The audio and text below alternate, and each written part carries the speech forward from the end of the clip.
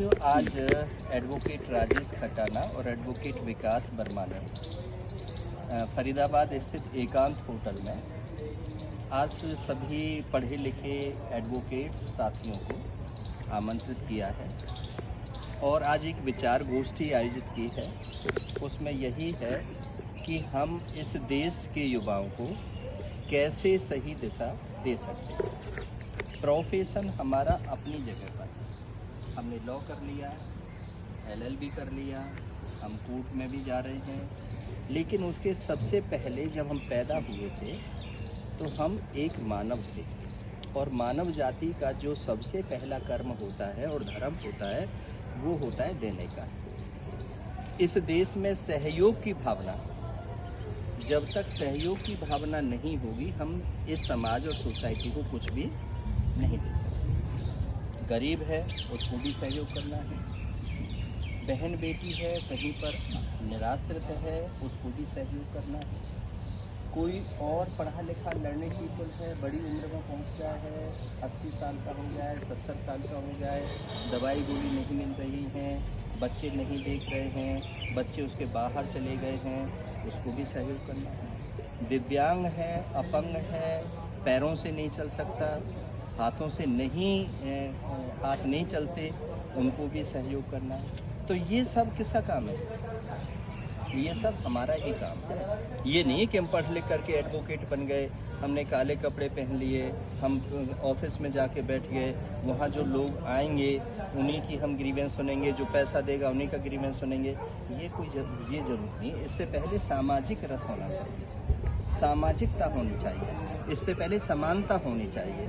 कि एक आ गया टाई साई सूटेड वूटेड में आ गया तो उसको तो हमने ऑफर कर दिया कि तुम गद्दी पे बैठ जाओ हमारे बराबर। एक फटे पुराने में आ गया कि जिसको भी किसी ने पीट करके भेजा है, पुलिस ने मार करके भेजा है, परिवार ने मार करके भेजा है, पुराने गंदे कपड़े में आ रहा है, तो हमें उसको इग्नोर नहीं करना चाहिए। और ये स्थिति परिस्थिति किसी के साथ भी हो सकती है, पढ़े लिखे के साथ भी हो सकती है और अनपढ़ के साथ भी हो सकती है। मैंने अच्छे जो IAS IPS SCS बड़े बड़े डायरेक्टर, बड़े बड़े MP MLA, इन सब की जिंदगी को देखा है और सबको देखा है मैंने इस साल में कि जब आगे पीछे गाड़ियां चल रही होती हैं 60 गाड़ी, जब बड़े रौब झाड़ते हैं और जब उस तरफ आ जाते हैं ना सीट से हट करके, आज IAS आज सीट पे बैठा हुआ है तो आज सब पे रौब झाड़ रहा है, लेकिन सीट से हट करके आना किधर है? उसे इसी समाज में आना है, क्योंकि कभी तो रिटायर्ड होगा। 58 साल में 60 साल में कभी तो रिटायर्ड होगा, एक्सटेंशन भी लेने के बाद रिटायर्ड होगा, फिर भी तो समाज में अपनी बहन बेटियों को देना पड़ेगा, देगा, कहीं ना कहीं रिश्तेदारी करेगा, कहीं तो आएगा और फिर वहाँ पर उनको बड़ा कैसा महसूस होता है?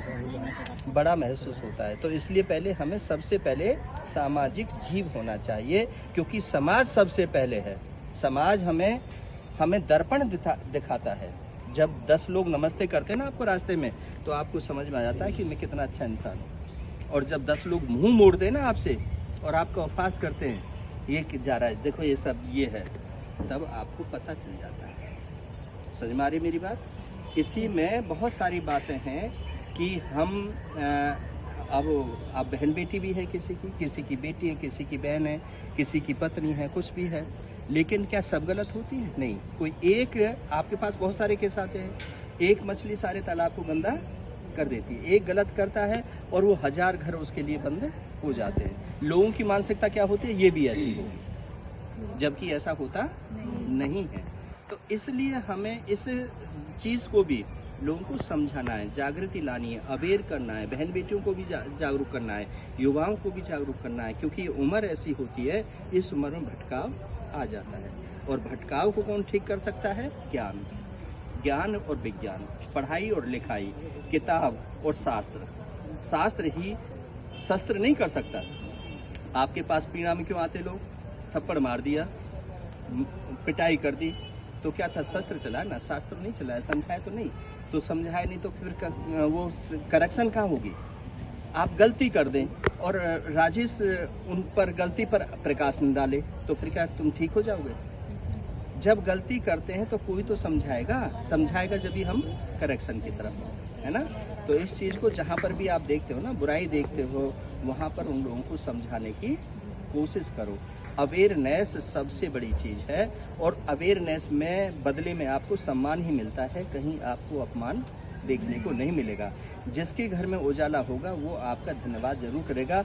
यदि वो हमें नहीं समझाती तो आज ये हम इस परेशानी से गुजर रहे होते। तो कोशिश करो ज़्यादा से ज़्यादा समझाने की, ठीक है? तो आप सब आए, आपका बहुत बहुत शुक्रिया, बहुत बहुत आभार और विशेष आभार एडवोकेट राजेश खटाना का, एडवोकेट विकास वर्मा का और सारी टीम का। धन्यवाद।